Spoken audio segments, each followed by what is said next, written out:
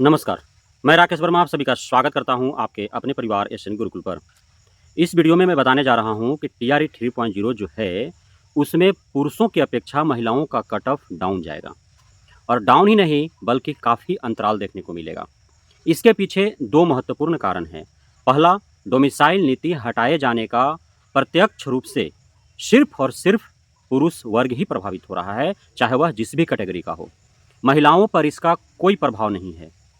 TRE 3.0 की मैं बात कर रहा हूँ। दूसरा पॉइंट यह है कि माननीय हाई कोर्ट पटना के द्वारा जो आदेश निर्गत किया गया है कि बिहार में दूसरे राज्य के कोई भी अभ्यर्थी, चाहे पुरुष हो, महिला हो, दिव्यांग हो या अन्य कोई भी कोटे का हो, वह रिजर्वेशन नहीं ले सकता है, छूट प्राप्त नहीं कर सकता है। अब इन दोनों बिंदुओं का सीधा-सीधा असर सिर्फ़ और सिर्फ़ पुरुष वर्ग पर पड़ रहा है। महिलाएँ पूरी तरह से सेफ हैं। अर्थात चाहे जिस भी कैटेगरी के हों, अनारक्षित हों या फिर आरक्षित हों, हर जगह जो महिलाएँ हैं, वे सिर्फ़ बिहार के ही महिलाएँ रहेंगे अपने कैटेगरी में। बिहार के महिलाओं के अलावे महिला कैटेगरी में, चाहे वह अनारक्षित महिला हो, ईडब्ल्यूएस महिला हो, ओबीसी महिला हो, ईबीसी महिला हो, एससी महिला हो, एसटी महिला हो, हर जगह सिर्फ़ और सिर्फ़ बिहार के ही महिलाएँ रहेंगे। दूसरे राज्य की महिलाएँ नहीं आने जा रहे हैं। तो दूसरे राज्य की महिलाएँ जाएँगे कहाँ? अनारक्षित ओपेंड में जाएँगे, जो पूरा खुल्लम-खुला है। यानी कि डोमिसाइल नीति जो हटाया गया, वो पूरा भार और बोझ कौन वहन कर रहा है? तो वह कर रहा है अनारक्षित खुल्लम-खुला ओपेंड।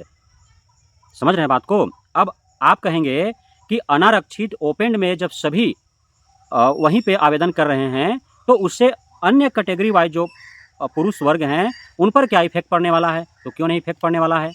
यदि डोमिसाइल नीति लागू होते, तो दूसरे राज्यों के पुरुष, महिला, दिव्यांग या जो भी हैं दूसरे राज्य के शिक्षक अभ्यर्थी, क्या वे अनरिजर्व्ड ओपेन पर आवेदन कर पाते? नहीं कर पाते ना।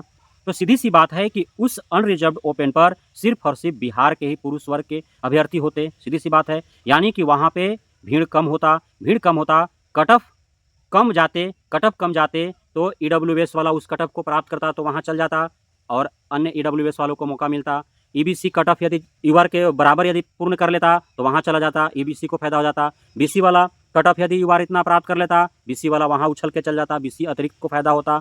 एससी एसटी वाले, पीएच वाले, जितने भी रिजर्व कैटेगरी के थे, सभी यदि ईवर जितना कट ऑफ प्राप्त कर लेते, वो वहाँ चले जाते, तो अन्य कैटेगरी वाइज पुरुषों को फायदा होता कि नहीं होता? होता ना जी, सीधी सी बात है, सोचने वाली बात है। तो अब आपको क्या दिख रहा है? बीपीएससी टीआरई 3.0 में महिलाओं पर कोई इफेक्ट है? नहीं है। टीआरई 1, टीआरई 2 में गलत तरीके से परिणाम ही घोषित किया गया। इस वजह से दूसरे राज्य के महिलाओं को भी बिहार के महिलाओं के भांति उनको भी रिजर्वेशन मिल गया। अब उन्हें हटाया ना जा रहा है जी। तो उनको जब हटाया जा रहा है, तो यहाँ लिया जाएगा टीआरई 3.0 में नहीं ना लिया जाएगा। उनको अनरिजर्व्ड ओपन में ही रखा जाएगा। तो अनरिजर्व्ड ओपन में रहेंगे, तो पुरुषों का ही नुकसान हो रहा है ना, महिलाएँ पूरी तरह से सेफ है भाई। एक जरा भी महिलाओं को नुकसान नहीं है। तो जब महिलाएँ कम रहेंगे, अब आप सोचिए कि एक और फैक्टर यहाँ पे काम कर रहा है। यदि वैसा होता है तो, लेकिन ऐसा होना नहीं चाहिए, वो नियम के विरुद्ध चला जाएगा। इसलिए कि जो आपका on the basis of caste reservation जो दिया गया है, वह आपका वर्टिकल रिजर्वेशन है। अर्थात उछल-कूद यहाँ पे है। जो अनरिजर्व्ड ओपन है, उसमें उछल-कूद करके जाएगा लोग। समझ रहे बात को? ईडब्ल्यूएस वाला भी चला जाएगा, ईबीसी वाला भी चला जाएगा, ओबीसी वाला भी चला जाएगा, एससी एसटी वाला भी चला जाएगा, पीएच वाला भी चला जाएगा। अनरिजर्व कैटेगरी के वहाँ उछल के चले जाएंगे। लेकिन जो लिंग आधारित जो दिए गए हैं आरक्षण, समझ रहे बात को? जैसे अनरिजर्व्ड ओपेंड हो गया, अनरिजर्व्ड महिला, तो यदि वो हॉरिजॉन्टल इनको दिया गया है, जितना फीमेल जो लिखा हुआ है अन्य सभी कैटेगरी में, उनको हॉरिजॉन्टल है। हॉरिजॉन्टल कहने का मतलब है कि वह उछल कूद नहीं कर सकते हैं। जितना उनको प्राप्त हो चुका है, उतने ही पर वो रहेंगे। समझ रहे हैं बात को? लेकिन अब यदि उछल कूद होता है, वहाँ भी फीमेल को भी यदि पुरुषों वाला में भेज दिया जाएगा, तो आओ पुरुषों का कट ऑफ हाई चला जाएगा। अब देखिए, अनरिजर्व्ड ओपन है, अनरिजर्व्ड फीमेल है। अनरिजर्व्ड ओपन का जितना कट ऑफ रहेगा, यदि अनरिजर्व्ड फीमेल अभ्यर्थी यदि उस कट ऑफ को प्राप्त करते हैं, वो भी वहाँ चले जाएंगे। उसी प्रकार से ईडब्ल्यूएस फीमेल वाला ईडब्ल्यूएस जितना यदि कट ऑफ प्राप्त करता है, तो वहाँ चले जाएंगे। उसी प्रकार से हर कैटेगरी में होगा। ऐसा टीआरई 1, टीआरई 2 में हुआ। तभी तो पुरुषों की अपेक्षा महिलाओं को ज़्यादा देखा जा रहा है टीआरई 1, टीआरई 2 से शिक्षक-शिक्षिकाओं की जो भर्ती उसमें। आप जहाँ जा रहे हैं, जिधर जा रहे हैं, यत्र-तत्र सर्वत्र आपको सिर्फ़ देवियाँ ही दिख रही हैं। हैं? तो आखिर इसके पीछे वही कारण था। टीआरई 1-2 में बहुत गलत तरीके से परिणाम दिया गया है। समझ रहे हैं बात को? लेकिन उन गलतियों को टीआरई 3.0 में न दोहराने का भरसक प्रयास रवि भाई परमार जी के द्वारा करने का जो है वो उम्मीदें हैं। अब यदि सब कुछ सही रहा तब तो कुछ पुरुषों को मिलेगा रियायत, लेकिन यदि अब 2 फैक्टर तो काम कर ही रहा है। 2 फैक्टर काम कर रहा है ना। एक माननीय हाई कोर्ट का आदेश कि दूसरे राज्य के कोई भी अभ्यर्थी बिहार में ना आरक्षण ले सकता है, ना छूट प्राप्त कर सकता है। उस वजह से दूसरे राज्य के महिला और पीएच भी यूआर ओपन पे जा रहे हैं, तो पुरुषों का ही नुकसान है। पूरी तरह से महिलाएं सेफ है। दूसरा, डोमिसाइल नीति हटाए जाने का सीधा प्रभाव और सिर्फ प्रभाव पुरुषों वर्ग पर ही पड़ रहा है, क्योंकि सभी दूसरे राज्य के शिक्षक अभ्यर्थी वो यूआर ओपन में ही जा रहे हैं, तो पुरुषों को ही प्रभाव पड़ रहा है। अब कट ऑफ जब यूआर ओपन का हाई जाएगा तो सबका हाई जाएगा, उस पर ही निर्भर करता है ना, सबका हाई जाएगा। समझ रहे हैं बात को? तो इसलिए पूरे नुकसान किसको हो रहा है? पुरुषों को।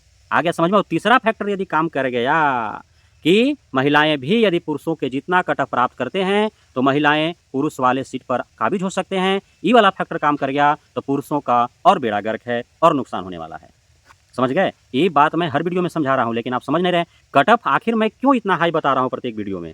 उसके पीछे रीजन है ना, आपके हित में, आपको खुश करने के लिए कि आप 50-60 नंबर भी ले आए हैं तो आपका हो जाएगा। एकदम सब उम्मीद रखें, एकदम सब शिक्षक बन जाइएगा, ये वाला बतिया हमारे पास ना है।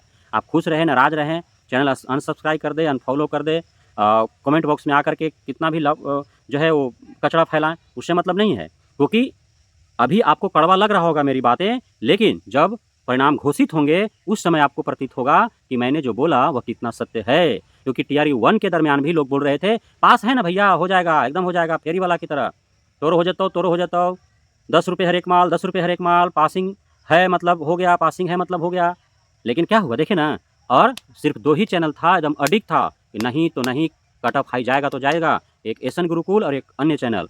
और आज जो उस वीडियोज को देखे तो आज वह नाम ले रहे हैं कि नहीं, एसएन गुरुकुल का बताया हुआ कट ऑफ ही टीआरई 1 में काम आया। तो इसी प्रकार टीआरई 3.0 में मैंने जो कट ऑफ बताया है आपको विभिन्न क्लासों के विभिन्न विषयों का, वही होने जा रहा है, उसी के इर्द गिर्द रहने वाला है। आप मुझ पर भरोसा करें और धैर्य रखें, इंतजार करें, परिणाम घोषित होने तक समझ में आएगा कि एसएन गुरुकुल वाले जो कह रहे थे वह कितना सत्य था। सत्य कड़वा ही होता है ना, सत्य कड़वा ही होता है। बहुत बहुत धन्यवाद आप सभी साथियों का हमारे साथ जुड़े रहने के लिए, बने रहने के लिए, इतना प्यार देने के लिए, हम पे भरोसा बनाए रखने के लिए।